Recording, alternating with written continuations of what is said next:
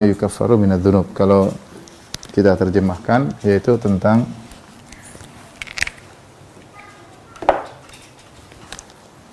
bab keutamaan tauhid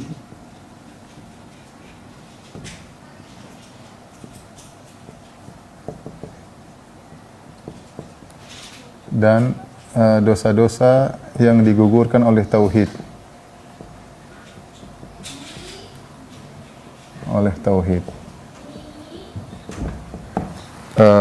Perhatikan di sini bab tentang keutamaan tauhid. Ini umum, keutamaannya banyak. Kemudian Syekh Muhammad bin Wahab rahimahullah menyebutkan keutamaan khusus itu menggugurkan dosa-dosa. Khusus menggugurkan dosa-dosa. Dalam apa namanya? Dalam istilah bahasa Arab sering disebut dengan atful khas 'alal 'am, yaitu menggandengkan yang khusus setelah menyebutkan yang umum. Ya, ini disebut dengan istilah kalau bahasa Arab adalah atful khas 'alal 'am. Yaitu menggandengkan yang khusus, menyebutkan khusus setelah umum. Menyebutkan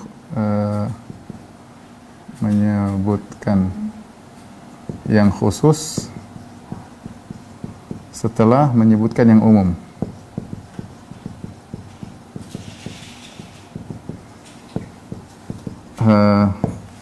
Karena keistimewaan yang khusus,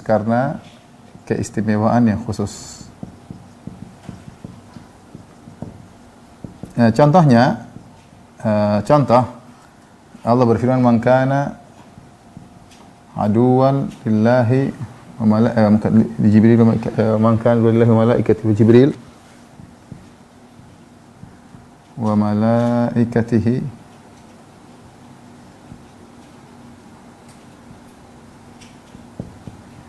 wa Jibril wa Mikal." Kata Allah, barang siapa yang menjadi musuh bagi Allah, barang siapa yang memusuhi Allah dan para malaikat, memusuhi para malaikat. Wa Jibril wa Mikal, kemudian Jibril dan Mikail.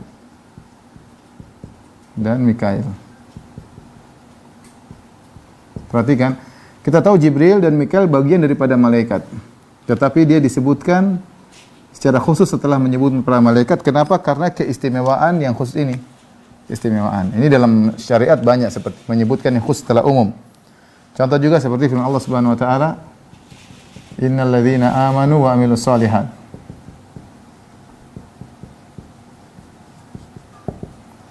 Sungguhnya orang-orang yang beriman dan beramal saleh. Iman, Allah sebut iman. Baru kemudian amal saleh. Padahal iman lebih umum, amal saleh bagian daripada iman. Amal saleh bagian daripada iman disebutkan secara khusus karena keistimewaannya sama. Jibril, Mikail termasuk para malaikat, namun disebutkan secara khusus karena keistimewaannya. Seperti saya mengatakan telah datang misalnya telah datang para syekh dan juga Syekh bin Baz. Saya sebutkan misalnya telah datang para ulama dan juga Syekh bin Baz. Syekh bin Baz termasuk dari para ulama, cuma kita sebutkan secara khusus. Ini kaidah namanya atful khas 'alal 'am, menyebutkan khusus setelah umum. Saya ingin praktekkan pada judul yang disebut oleh Syekh Abdul Wahab, bab fadlu tauhid wa yukaffiru minadz-dzunub, bab tentang keutamaan tauhid dan dosa-dosa yang digugurkan oleh tauhid. Keutamaan tauhid banyak. Keutamaan tauhid banyak. Di antaranya keutamaan tauhid contohnya apa? Contohnya misalnya meraih syafaat Nabi.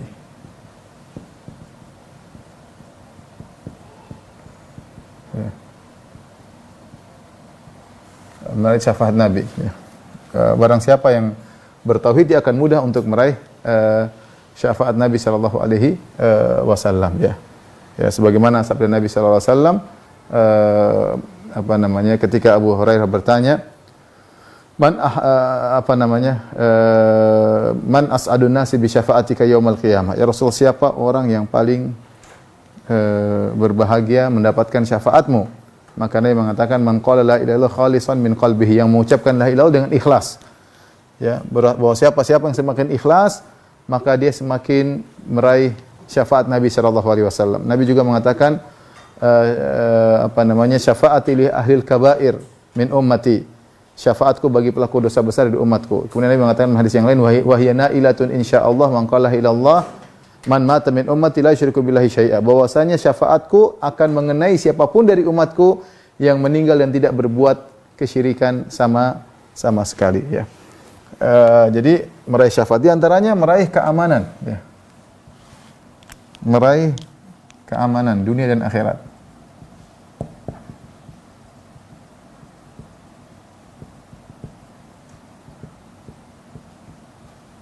Ya. Allah mengatakan bagaimana disebut dalam buku kitab tauhid, alladzina amanu wa lam yalbisu imanahum bidzulmin ulaika lahumul amnu wa hum muhtadun. Kata Allah, alladzina amanu wa lam yalbisu imanahum bidzulm. Ulaika lahumul amnu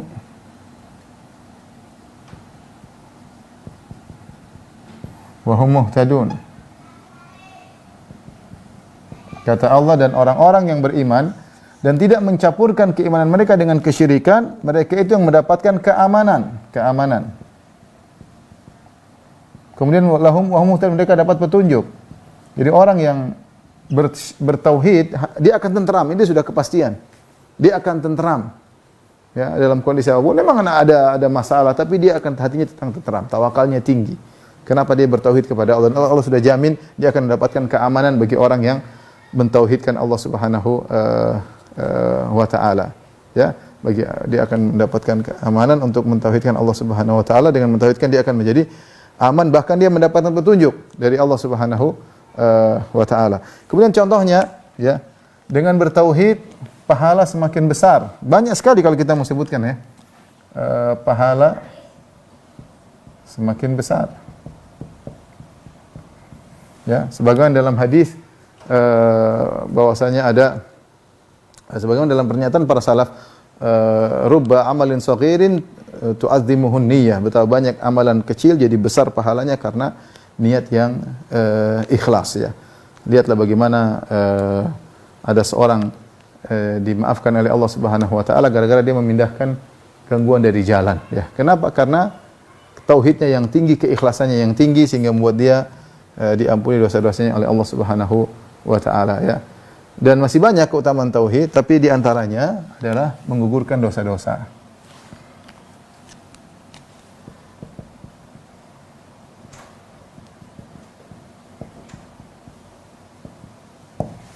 Menggugurkan dosa-dosa. Nah, ini secara khusus disebutkan oleh Syekh Muhammad Wahab rahimahullahu taala. Keutamaan tauhid dan dosa-dosa yang digugurkan oleh tauhid, ya. Padahal menggugurkan dosa-dosa itu adalah salah satu poin daripada keutamaan tauhid. Namun kenapa disebutkan secara khusus? Karena memang dosa-dosa ini bikin kita masalah. Kita bermasalah di dunia karena dosa-dosa, kita bermasalah di akhirat gara-gara dosa-dosa. Yang menghalangi seorang kemudian meraih kenikmatan di surga, dosa-dosanya. Yang menjadikan seorang menderita pada hari kiamat adalah dosa-dosanya.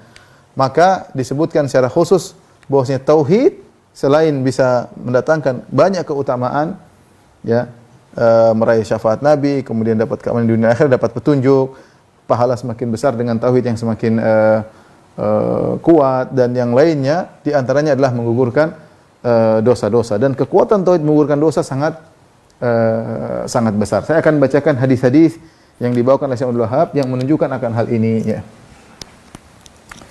Di antaranya ikhwan dan akhwat yang dirahmati Allah Subhanahu wa taala, ya.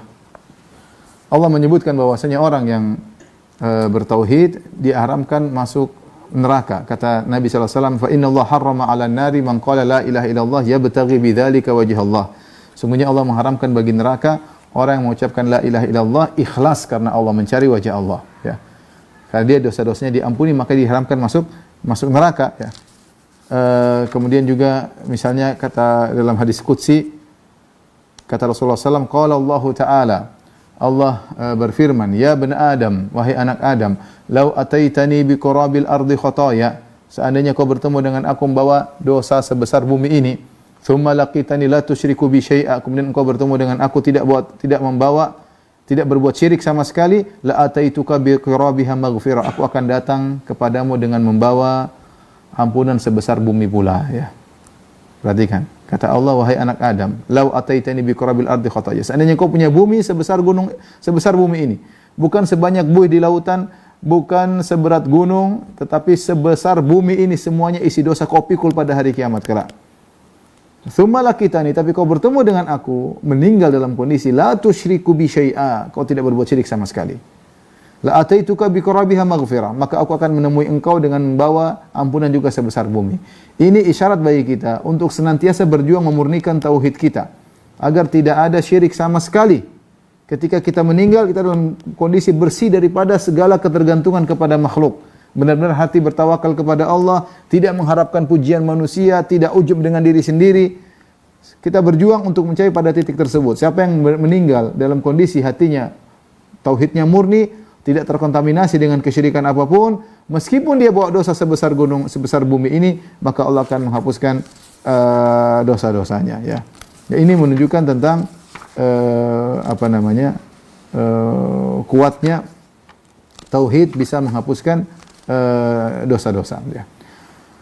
Oleh karenanya dalam satu hadis ketika Nabi Musa berkata, "Ya Rabbi, wahai Rabbku, alimni syai'an adzkuruka wa ad'uka bihi." Ya Rabbku, ajarkanlah suatu doa yang aku berzikir kepada engkau dengan zikir tersebut dan aku berdoa kepada engkau dengan zikir tersebut. Qala, kata Allah, "Qul ya Musa la ilaha illallah." Wahai Musa, ucapkanlah la ilaha illallah. Qala ya Rabbi, kullu ibadika yaquluna hadza. Kata Nabi Musa, ya Rabbku, semua hamba-Mu mengucapkan ini. Semua hamba mengucapkan la ilaha illallah. Jadi seakan-akan Nabi Musa ingin ucapan yang spesial, zikir yang spesial. Kalau la ilaha illallah, semua umatmu, semua hamba-Mu mengucapkan la ilaha illallah ya Allah. Maka Allah berkata, ya Musa, lau anna samawati sab'a wa amirahunna, seandainya langit yang 7 beserta penghuninya, langit 7 lapis dengan penghuninya malaikat yang begitu banyak, ghairi, selain aku, ya Allah di atas langit, wal ardina sab'i, demikian juga wal ardina sab'a, dan juga bumi 7 lapis, fi kifatin, diletakkan satu daun timbangan, wala ilaha illallah fi kifatin, dan Allah di satu timbangan yang lain, malat bihinna la ilaha illallah, maka lebih berat la ilaha illallah. Dan ini luar biasa, ya. Nabi mengatakan, ya Musa minta zikir spesial yang tidak diketahui yang lain. Kata Allah, tidak ada yang lebih spesial daripada la ilaha illallah. Allah mengatakan, ya Musa qul la ilaha illallah. Wahai Musa, ucapkan la ilaha illallah. Kata Nabi Musa, ya Allah, semua umatmu mengucapkan la ilaha illallah. Aku ingin yang lebih spesial daripada la ilaha illallah. Kata Allah, tidak ada. Ini yang paling top, la ilaha illallah. Tauhid. Bahkan kata Allah, seandainya langit yang 7, kemudian bumi diletakkan satu timbangan, kemudian la ilaha illallah di timbangan yang lain lebih berat la ilaha illallah. Hadis ini dikuatkan dengan hadis yang lain sehingga dihukumi hasan dengan syawahidnya karena ada penguatnya dari hadis yang lain, seperti hadis yang dikenal dengan hadis sahibul bitaqah, hadis pemilik kartu. Hadis ini masyhur, ya. Hadis ini masyhur. Nabi SAW berkata, yusahu bi rajulin min ummati yaumal qiyamah. Pada hari kiamat kelak dipanggil seorang dari umatku. Ala ru'usil khalaik. Dia dipanggil di hadapan manusia pada hari kiamat kelak. Fayunsyaru alaihi tis'atun wa tis'una sijillan. Maka kemudian dibentangkan bagi dia 99 catatan amal. Kullu sijilin maddul basar. Setiap catatan amal gulungan ini kalau dibentangkan, dibuka sejauh mata memandang, isinya maksiat. Tsumma yaqulullahu azza wa jalla. Kemudian Allah berkata setelah dibuka 99 catatan amal, ini orang ini maksiatnya banyak. Sampai catatannya 99 lembaran catatan, kalau dibuka satu catatan sejauh mata memandang. Maka Allah bertanya, hal tunkiru min hadza syai'an? Apakah ada catatan yang engkau ingkari, ya? Apakah ada catatan dosa yang engkau ingkari? Fayaqulu la ya Rabbi, tidak ada yang aku ingkari. Artinya apakah malaikat salah nyatat, kau enggak maksiat, tulisnya maksiat, ya? Ternyata ketika dia lihat semuanya maksiat. Allah tanya, apakah ada yang salah di sini catatannya? Fayaqulu la ya Rabbi, tidak ada.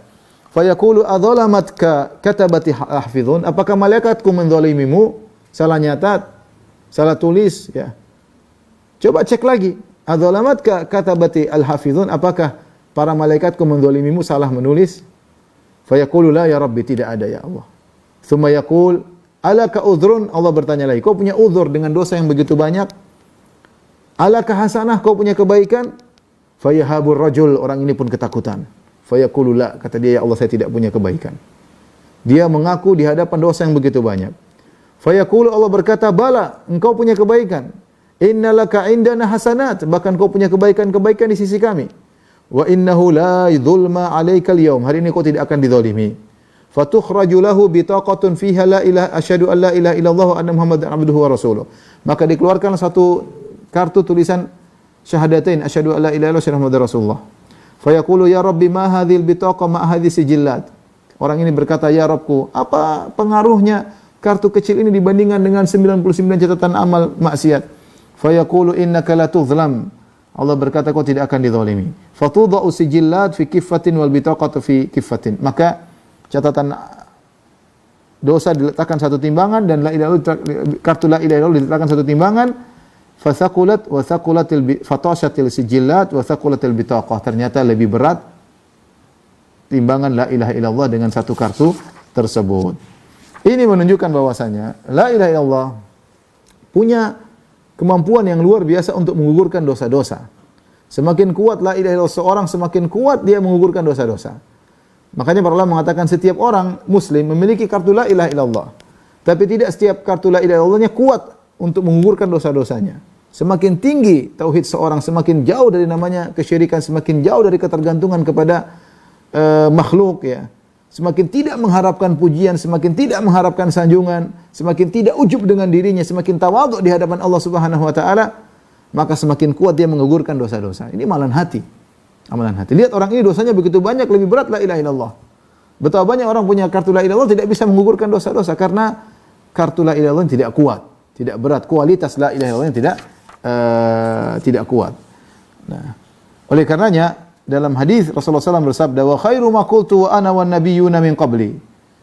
Rasulullah mengingatkan tentang hari Arafah. Kata Nabi, dan zikir yang terbaik yang aku ucapkan dan juga nabi-nabi sebelumku mengucapkannya, zikir yang terbaik, la ilaha illallah wahdahu la syarikalah, lahul mulku wa lahul hamdu wa huwa ala kulli syai'in qadir. La ilaha illallah, tidak ada sembahan yang berhak disembah kecuali Engkau.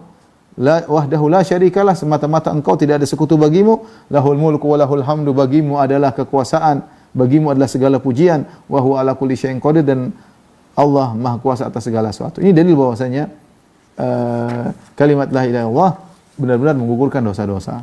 Makanya dalam hadis juga sebelum di akhirat, di dunia pun digugurkan dosa-dosa. Kata Nabi SAW, tuftahu abwabul jannah kulla itsnain wal khamis. Sungguhnya pintu-pintu surga dibuka setiap hari Senin dan hari Kamis. Ya, fayughfaru likulli abdin la yusyriku billahi syai'a. Maka diberilah ampunan, bonus ampunan kepada seorang hamba, seluruh hamba yang tidak berbuat syirik sama sekali. Allah berikan bonus ampunan setiap hari Senin, hari Kamis. Kepada siapa? Kepada hamba yang tidak pernah berbuat syirik sama sekali. Dia jaga dirinya, tidak percaya sama jimat, tidak percaya sama dukun. Tawakalnya hanya kepada Allah Subhanahu wa taala, ya. Tidak mau disanjung, tidak mau bersumpah dengan nama selain Allah Subhanahu wa taala, ya. Tidak ujub, dia benar-benar menjaga tauhidnya. Pokoknya hanya untuk Allah Subhanahu wa taala. Maka dia akan dapat bonus ampunan setiap Senin, setiap Kamis. Ini berlaku bagi orang yang bertauhid kepada Allah Subhanahu wa taala. Di akhirat, di hari akhirat dosa-dosanya diampuni oleh Allah Subhanahu wa taala. Tapi juga di bab ini Syekh Muhammad bin Wahab rahimahullahu taala menyebutkan di antara keutamaan tauhid, nanti akan kita tambahkan, adalah diharamkan masuk neraka. Fa innallaha harrama 'alan nari man qala la ilaha illallah yabtaghi bidzalika wajha Allah. Allah mengharamkan atas neraka pada orang yang mengucapkan la ilaha illallah yang dia ikhlas ketika mengucapkan la ilaha illallah. Kemudian juga dalam hadis Ubadah bin Samit, Rasulullah SAW bersabda, man syahida an la ilaha illallah wahdahu la syarikalah wa anna Muhammadan abduhu wa rasuluh, barang siapa bersaksi tidak ada yang berhak disembah kecuali Allah semata dan Muhammad adalah hambanya dan utusannya, wa anna Isa abdullahi wa rasuluh, dan Isa adalah hamba Allah dan rasulnya, bukan Tuhan, bukan anak Tuhan, tapi hamba Allah dan rasulnya. Wa kalimatuhu alqaha ila Maryam wa ruhum minhu. Isa terjadi dengan kalimat kun. Allah bilang kun, dan Allah meniupkan ruh dalam rahim Maryam. Kemudian wal jannatu haqqun, dan dia bersaksi bahwasanya surga itu ada. Wan naru haqqun, neraka itu ada. Adkhalahullahu al-jannata ala makana minal amal. Dia pasti mau surga meskipun amalnya seperti apapun. Dia akan masuk surga, ya. Dia akan masuk surga meskipun amalnya seperti apapun juga, ya. Baik, ini di antara keutamaan tauhid kita tambahkan di sini yang berdasarkan kita tulis di antaranya tadi Allah Allah mengharamkan neraka.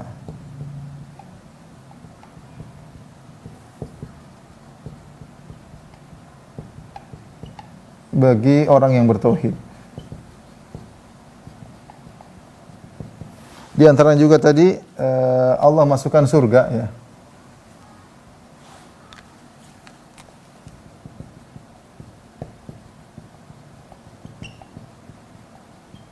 Allah masukkan surga orang yang bertauhid.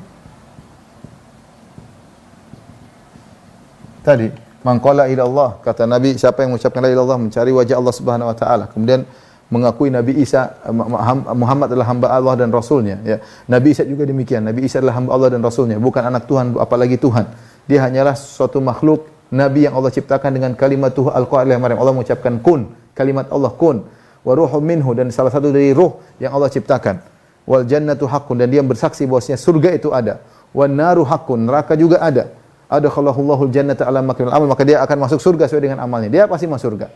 Ini keutamaan tauhid yang diringkas dalam bab kedua, di antaranya tauhid menggugurkan dosa-dosa. Namun yang perlu kita ingat, ikhwan dan akhwat yang rahmatillah subhanahu wa ta'ala, peringatan, ya. Ya, peringatan.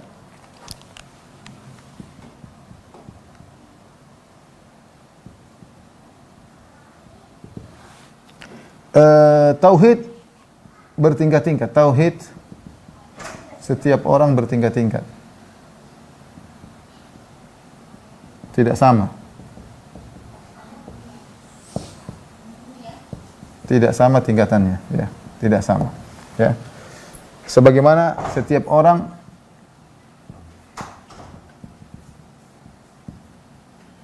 punya kartu la ilaha illallah. Kartu la ilaha illallah. Namun tidak sama kualitasnya.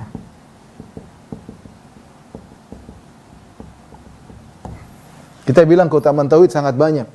Keutamaan tauhid sangat banyak, ya. Tetapi apakah semua orang bisa meraih ini semua? Dapat syafaat pasti, kemudian dapat keamanan di akhirat, dapat petunjuk, kemudian pasti dosa-dosanya digugurkan, kemudian pasti masuk surga, pasti bebas dari neraka. Jawabannya tergantung kualitas la ilaha illallah. Itu makanya kita belajar tauhid itu. Tidak semua orang mengucapkan la ilaha illallah kemudian dapatkan keutamaan ini semua. Tidak. Ya.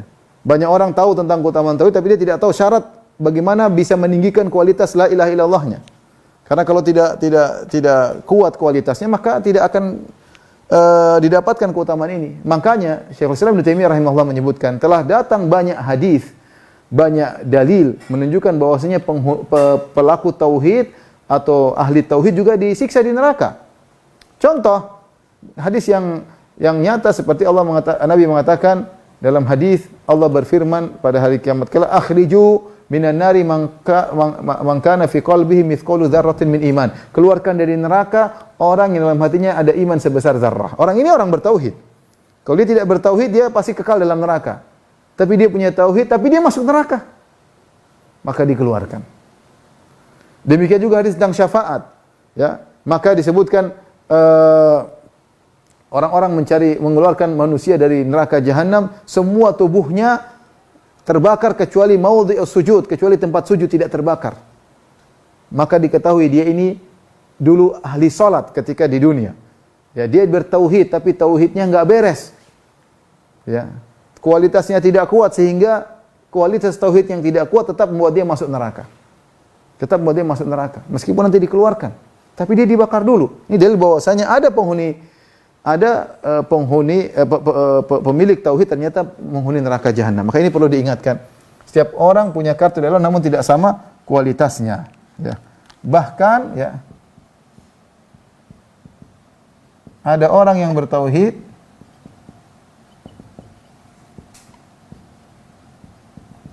namun lemah masuk neraka.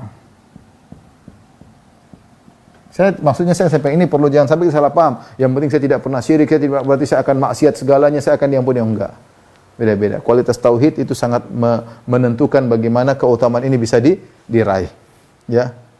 Contoh tadi, orang yang bertauhid, saya katakan juga tadi dalam hadis bagaimana orang bertauhid diampuni, ya. Orang yang bertauhid diampuni setiap Senin dan Kamis, ya.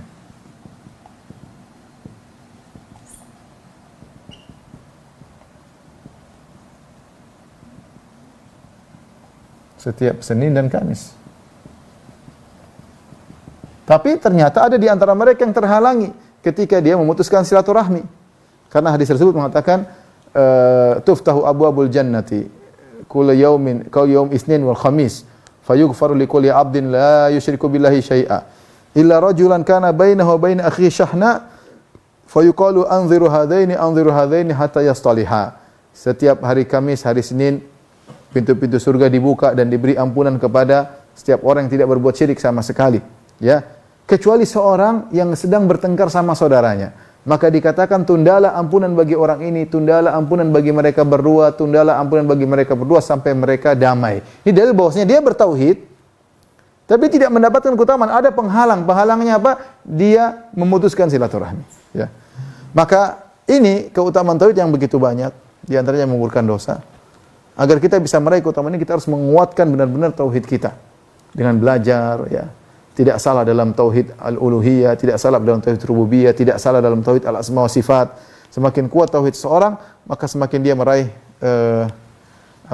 keutamaan-keutamaan ini. Ini secara global tentang bab kedua, keutamaan tauhid dan dosa-dosa yang digugurkan oleh tauhid. Kita akan masuk pada bab ketiga, keutamaan yang lebih spesifik lagi. Tolong dihapus.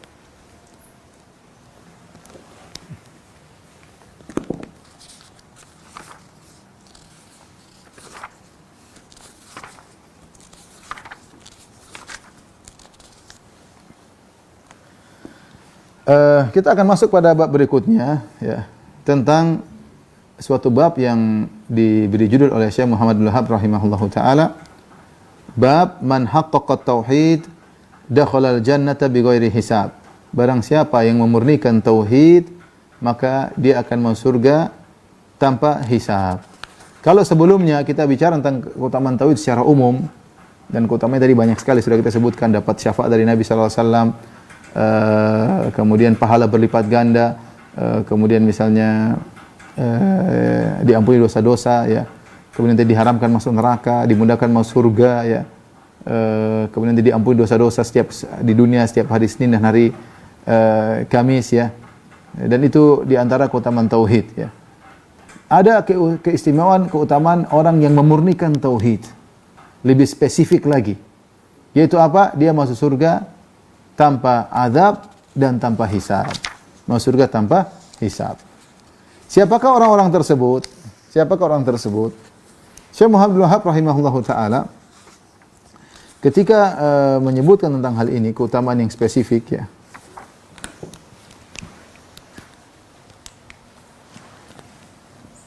Keutamaan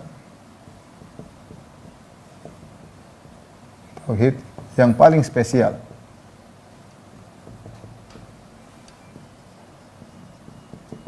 Yaitu masuk surga tanpa hisab.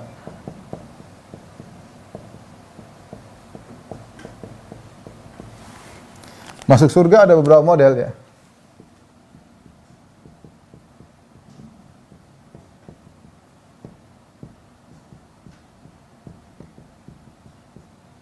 Yang pertama, masuk surga tanpa hisab. Langsung masuk surga. Ini yang paling spesial. Kemudian yang kedua, masuk surga dengan hisab lebih dahulu, hisab terlebih dahulu. Namun tanpa azab. Tanpa azab. Yang ketiga, ya, masuk surga tapi diazab dulu. Tentu setelah dihisab, ya. Azab terlebih dahulu. Kalau orang muslim, dia pasti masuk surga orang muslim. Apakah dengan cara pertama, cara kedua, atau cara ketiga? Kita pinginnya yang ini. Cara pertama, masuk surga tanpa hisab.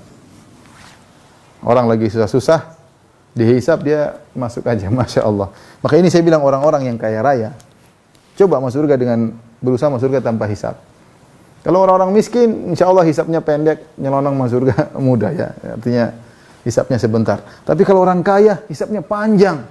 Sampai disebutkan antara orang miskin, orang kaya sampai perbedaan sampai 500 tahun perbedaannya. Ada 100 tahun, ada 40 tahun, beda. Yang miskin masuk surga dulu, yang kaya nungguin lagi, dia hisabnya panjang.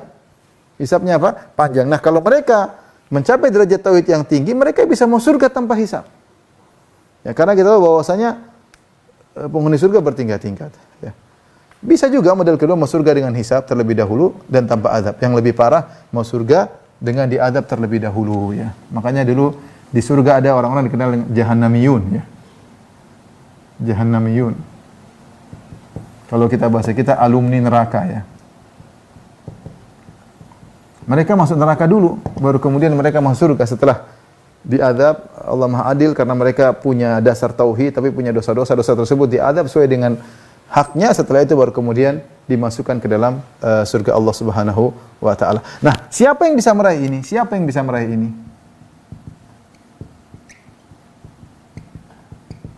Jawabannya kata Syekh Abdul Wahhab rahimahullah taala yaitu man haqqaqat tauhid. Man haqqaqat tauhid.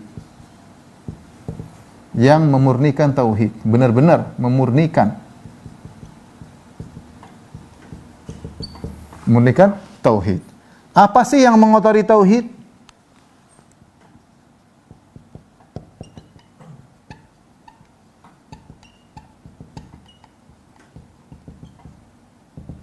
Yang mengotori tauhid ada 3. Yang pertama syirik, besar maupun kecil. Besar atau kecil. Ini benar-benar mengotori tauhid dengan pengotoran yang sangat parah. Ya, sangat parah ya. Kemudian antaranya adalah maksiat. Dosa-dosa. Apalagi dosa besar pengotorannya sangat parah. Yang ketiga adalah bid'ah. Ini juga mengotori tauhid. Nah, seorang kalau ingin memurnikan tauhid, dia berusaha bersih daripada syirik besar, syirik kecil, dari maksiat, dosa-dosa dan juga bersih dari bid'ah. Sehingga semakin dia bersih dari 3 perkara ini, maka tauhidnya semakin murni. Tauhidnya semakin murni. Kemudian Syekh Muhammad bin Abdul Wahhab rahimahullah taala memberikan contoh. Ya, contoh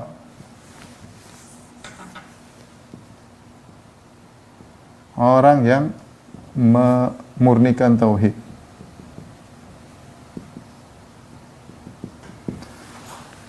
Contoh pertama adalah Ibrahim alaihissalam. Contoh pertama adalah Ibrahim.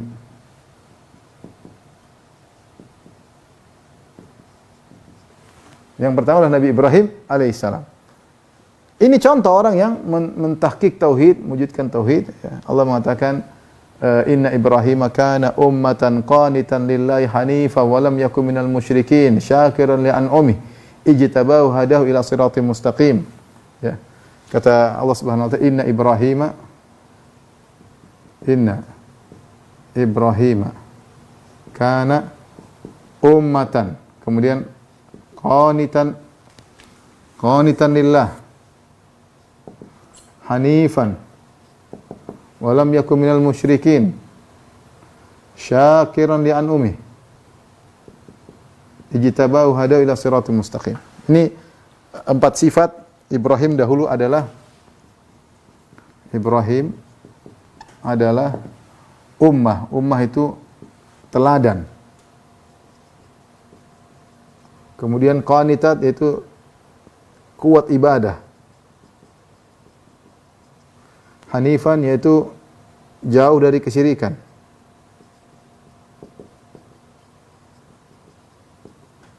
Kemudian syakiran senantiasa bersyukur.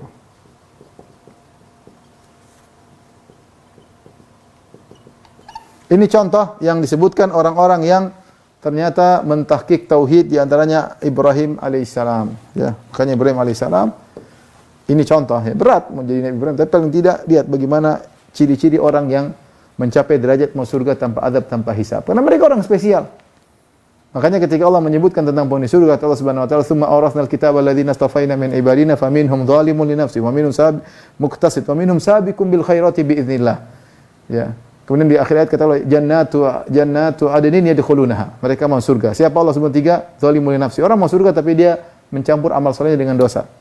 Ya. Yang kedua muktasid, dia tidak bermaksiat tapi amal ibadahnya sedikit.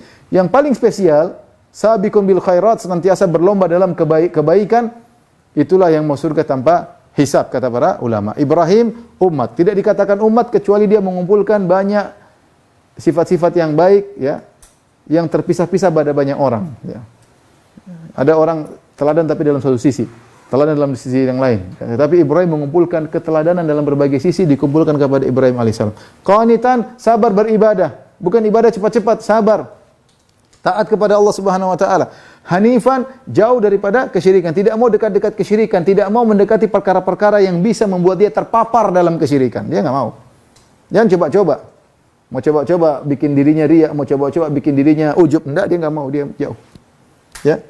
Syakiran li an'umi, senantiasa bersyukur kepada Allah segala nikmat. Ini contoh orang yang mau surga tanpa azab dan tanpa hisab. Contoh berikutnya, Syekh Abdul Wahab sebutkan juga dalam kitab tauhid, walladzina bi rabbihim la yusyrikun. Ya. Walladzina bi rabbihim la yusyrikun. Dalam surat Al-Mu'minun. Lengkapnya Allah mengatakan innal ladzina hum bi rabbihim yu'minun wal ladzina hum wa innal ladzina bi ayati rabbihim yu'minun wal ladzina bi rabbihim la yusyrikun wal ladzina yu'tuna ma ataw wa qulubuhum wajilatun annahum ila rabbihim raji'un. Di antara ciri-ciri mereka wal ladzina yu'tuna ma ataw wa qulubuhum wajilatun annahum ila rabbihim raji'un. Ulaika yusari'una fil khairat wa hum laha sabiqun. Dalam surat Al-Mu'minun Allah mengatakan innal ladzina hum bi ayati rabbihim yu'minun innal ladzina hum bi rabbihim yu'minun wal ladzina hum bi ayati rabbihim walladzina hum bi rabbihim la yusyrikun. Saya lupa ayatnya, sebentar. Intinya di antara sifat tersebut, ayat berikutnya walladzina yu'tuna ma ataw wa qulubuhum wajilah, dan orang-orang yang mereka memberikan apa yang mereka berikan atau mereka lakukan apa yang mereka lakukan, wa qulubuhum wajilah, sementara hati mereka dalam kondisi takut. Perhatikan di sini. Mereka melakukan amal soleh, yu'tuna ma atau, mereka bersedekah, mereka salat, mereka beribadah, puasa, wa qulubuhum wajilatun, tapi hati mereka merasa takut. Annahum ila rabbihim raji'un, bahwasanya mereka akan dikembalikan kepada Allah. Ulaika yusari'una fil khairat, karena mereka rasa takut tersebut mereka berlomba-lomba dalam kebajikan ini. Yusari'una fil khairat wa hum laha sabiqun, dan mereka bersegera dalam kebajikan. Intinya bahwasanya orang yang masuk surga tanpa azab tanpa hisab, ya, tidak pede dengan amal mereka, sehingga mereka berlomba dalam kebajikan. Baru mereka masuk surga tanpa azab, tanpa hisab. Ya. Kemudian yang ketiga yang disebutkan oleh Syekh Abdul Wahab juga contoh yang masuk surga tanpa azab, tanpa hisab dalam hadis yang panjang, ya. Nabi SAW mengatakan tentang orang-orang yang masuk surga tanpa azab dan tanpa hisab. Kata Nabi SAW, orang yang memiliki tiga ciri.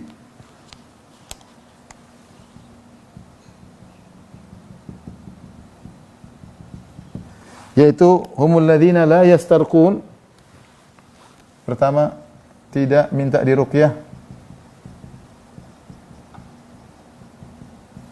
Wala yaktawun, tidak minta berobat dengan kai.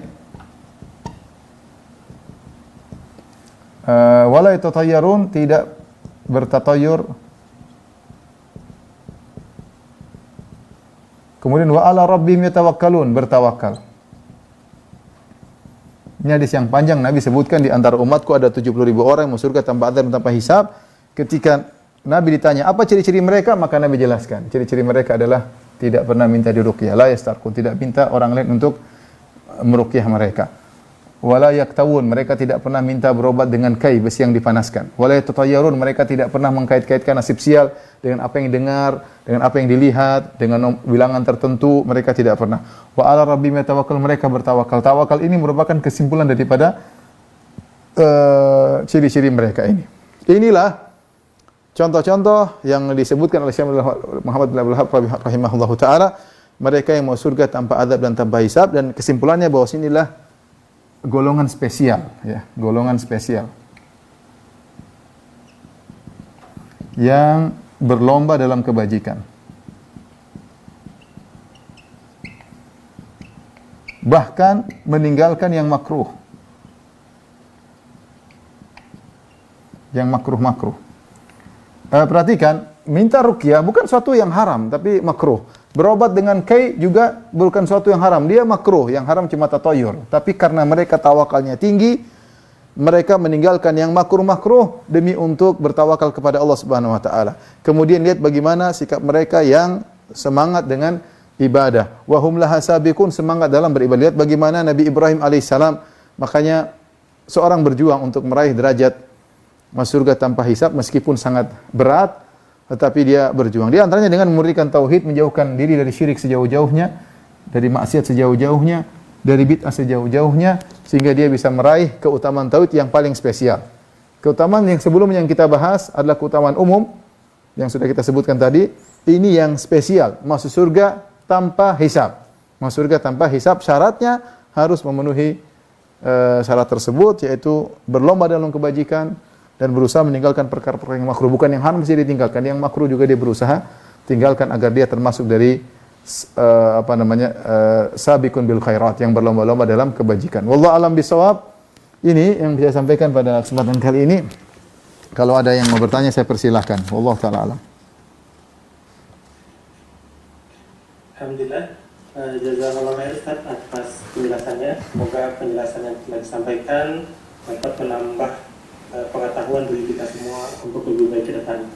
Baik, izin untuk menyampaikan beberapa pertanyaan yang sudah masuk Ustaz. Ya, saya. Yang pertama, apakah cara bertobat itu harus sholat taubat atau bisa juga dilakukan dengan meminta ampun kepada Allah, kemudian berikrar dalam hati, menyesali perbuatannya dan meninggalkan perbuatan dosa tersebut tanpa melakukan sholat taubat itu sendiri? Sholat taubat hukumnya adalah sunnah, tidak wajib. Jika seorang sudah bertobat, memenuhi persyaratan taubat yang tadi disebutkan, dia meninggalkan al-iqla' an-nidzam, meninggalkan dosa tersebut, kemudian dia menyesal, an-nadamu taubat, menyesal adalah taubat, kemudian yang terakhir adalah al-azam ala adamil audah, ya, berazam untuk tidak mengulangi kembali, maka sudah terpenuhi syarat taubatnya dan dia tidak harus sholat taubat. Kalau dia sholat taubat lebih baik, itu sunnah, tapi tidak merupakan kewajiban, ya, sunnah, tidak sampai pada derajat wajib. Sehingga seorang ketika dia bertobat dan memenuhi persyaratan tadi, maka Allah akan terima taubatnya meskipun dia tidak sholat sunnah.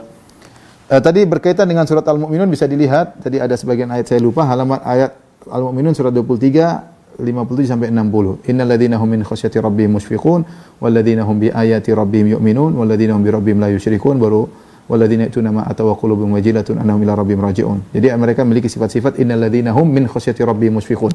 Mereka takut kepada Allah Subhanahu wa taala. Wal ladzina hum bi ayati rabbihim yu'minun. Mereka beriman kepada ayat-ayat Allah.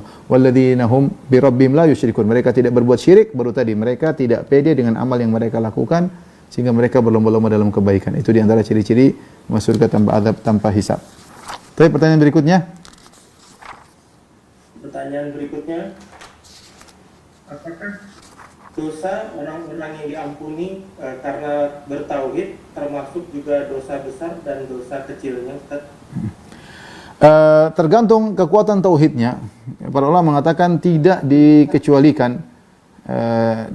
Datang dalil menunjukkan dosa-dosa digugurkan oleh tauhid secara mutlak.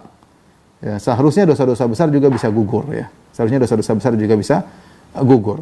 Tetapi tadi tergantung kualitas tauhid, ya. Tapi kita tidak tahu kualitas tauhid kita seperti apa. Kita tidak tahu kualitas tauhid kita seperti apa. Tapi seorang berusaha berjuang untuk memurnikan tauhidnya dengan semurni-murninya, ya. Sehingga ketika dia meninggal, dosa-dosanya bisa digugurkan dengan kuat, dengan cahaya tauhid yang semakin besar. Seharusnya semua digugurkan, termasuk dosa-dosa besar jika tauhidnya benar-benar kualitasnya tinggi. Wallahu a'lam bishawab.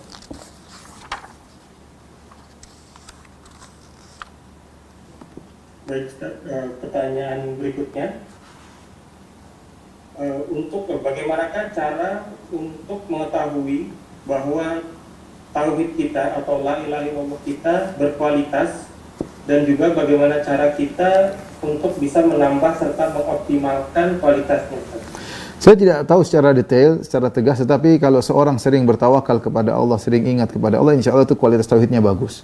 Sedikit-sedikit dia tidak bersandar kepada materi, tidak bersandar, dia selalu serahkan kepada Allah. Maka orang kalau ingin tauhidnya bagus tadi, dia berusaha meninggalkan dosa, berusaha meninggalkan bid'ah, berusaha meninggalkan kesyirikan, dan hatinya senantiasa tawakal kepada Allah Subhanahu wa taala.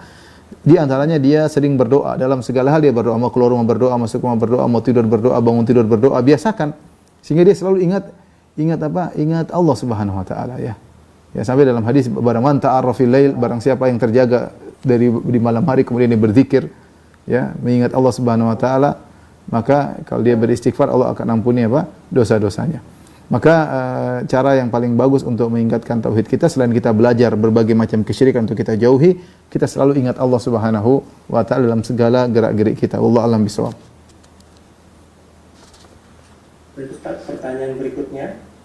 Izin bertanya, Ustaz, bagaimana dengan anak berkebutuhan khusus? Apakah dia akan diwafatkan tanpa azab dan hisab?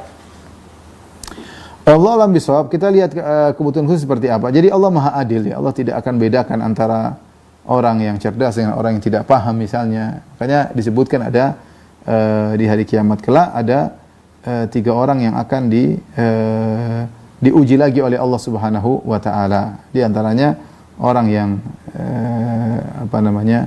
gila, dia tidak mendapati Islam dengan dia tidak bisa paham dengan baik karena dia akalnya terganggu. Kemudian antaranya orang yang dalam kondisi bisu dan tuli, dia tidak ngerti apa yang dibicarakan, sehingga dia akan diuji tersendiri. Antara juga orang yang dapati masa fatrah di mana tidak ada dakwah yang sampai kepadanya. Ini orang-orang tersebut akan diuji lagi oleh Allah Subhanahu wa taala, dan bagaimana cara mengujinya hanya Allah yang tahu. Allah akan menguji mereka. Oleh karenanya kita nggak tahu tentang orang-orang yang tidak paham tadi, misalnya yang memiliki kebutuhan khusus tidak paham sama sekali, atau dia istilahnya akalnya terganggu, ya. Kita ya berusaha mengarahkan, mudah-mudahan mereka ini mendapatkan kebaikan di sisi Allah Subhanahu wa taala. Tapi kalaupun mereka ternyata punya udzur, mereka akan diuji oleh Allah Subhanahu wa taala, ujian yang Allah lebih tahu caranya. Allah alam bisawab. Ustaz, pertanyaan berikutnya. Izin bertanya, Ustaz, apakah 73 firqah yang disebutkan dalam suatu hadis termasuk golongan ahli tauhid? Para ulama mengatakan bahwasanya 73 firqah adalah masih dalam koridor umat Islam. Masih dalam koridor umat Islam. Artinya kesalahan mereka tidak mengeluarkan mereka dari Islam. Oleh karenanya banyak ulama mengatakan Rafidhah, Syiah Rafidah tidak termasuk dari 73 golongan. Ada yang mengatakan Jahmiyah juga tidak termasuk dalam 73 golongan. Ini dibangun bahwasanya mereka mengkafirkan Jahmiyah dan juga mereka mengkafirkan Rafidhah. Adapun selain golongan Rafidhah, golongan Jahmiyah, mereka masih dalam koridor ahli tauhid. Tetapi mereka terjumus dalam berbagai macam bid'ah akidah. Ini tentu mengotori tauhid mereka. Makanya mereka diancam dengan neraka jahanam. Mereka diancam dengan neraka jahanam. Yang selamat adalah golongan yang berakidah di atas akidah salaf, ya. Karena ketika ditanya siapa mereka yang selamat tersebut, kata Nabi sallallahu alaihi wasallam, man kana ala mithli ma ana alaihi al-yaum ashabi, yaitu orang berada di atas jalanku dan jalan para sahabatku. Ya, intinya mereka masih ahli tauhid. Mereka masih tauhid mereka tidak gugur. Karena kalau tauhid gugur berarti kafir. Ya, berarti kafir. Sementara mereka masih dalam koridor umat Islam. Allah a'lam bishawab. Ustaz, pertanyaan berikutnya. Apakah benar orang yang meninggal karena COVID-19 termasuk jihad dan masuk surga tanpa hisab? Mohon penjelasannya. Wallahu a'lam bishawab. Para ulama bahas tentang masalah hukum orang meninggal karena Covid, apakah dikiaskan dengan taun? Kalau taun iya, Rasulullah SAW mengatakan wal mat'unu syahid. Orang yang mati karena taun syahid. Taun adalah suatu penyakit yang dahulu menimpa di zaman para sahabat, yang wabah dengan kekuatan membunuh yang sangat kuat. Kalau orang sudah terkena tersebut maka bengkak-bengkak, kemudian ya saya nggak tahu kolera apa yang lainnya, tapi intinya bengkak-bengkak, kemudian darah keluar, biasanya sebelum meninggal ditandai dengan muntah darah, baru kemudian meninggal. Itu mungkin penyakit tertentu, orang-orang kedokteran mungkin tahu. Itu namanya taun, ya artinya ada penderitaan yang dirasakan dan meninggal dengan waktu cepat, dan ini mati syahid. Bahkan sebagian sahabat minta untuk mati dengan mati tersebut, di antaranya Mu'adz bin Jabal radhiyallahu taala, dalam sebagian riwayat dia berdoa agar dimatikan dengan mati tersebut. Karena mereka sudah berperang nggak mati-mati, perang-perang nggak mati-mati, mereka ingin mati syahid dengan cara yang lain, dengan diantaranya dengan terkena penyakit taun. Makanya dikatakan tidak la yadkhul Madinah dajjal wala taun. Dajjal tidak bisa masuk ke Madinah, taun juga tidak masuk di mana. Taun tidak pernah masuk ke kota Madinah. Penyakit model taun itu tidak pernah menimpa penduduk kota Madinah, tapi di tempat lain orang terkena penyakit taun.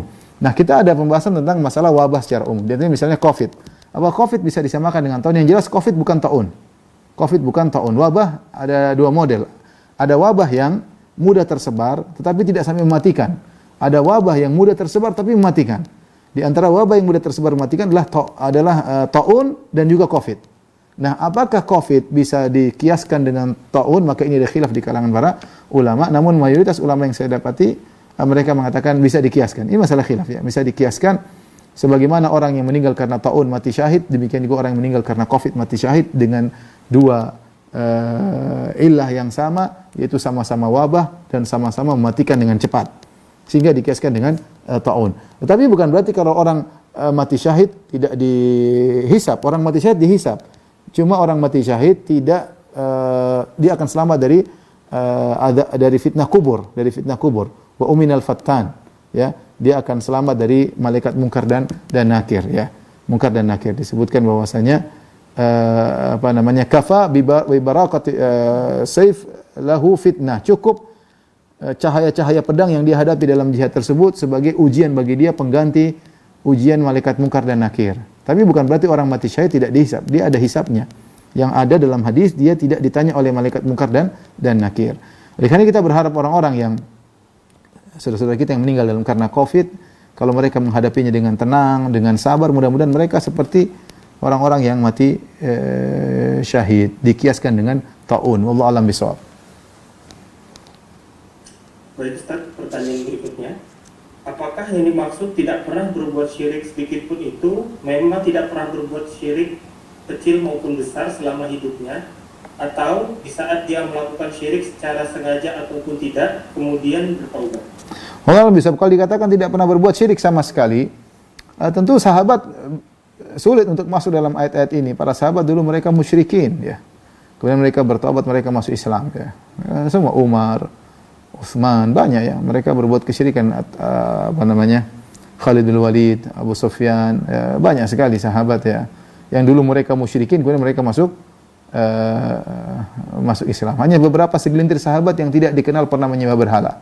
Seperti Nabi Muhammad SAW dahulu waktu di masa belum menjadi Nabi juga tidak pernah menyembah berhala. Disebut juga Ali bin Abi Thalib, disebutkan juga misalnya Abu Bakar As-Siddiq tidak pernah menyembah berhala. Tapi lainnya sahabat menyembah berhala. Mereka pernah terjebak dalam syirik akbar, tapi mereka sadar, kemudian mereka menjadi orang-orang yang istimewa. Ya, insya Allah mereka masuk ke tanpa adab dan tanpa hisab. Jadi saya rasa bukan orang yang tidak pernah berbuat syirik sama sekali, tapi orang ketika dia meninggal dalam kondisi akidahnya bersih.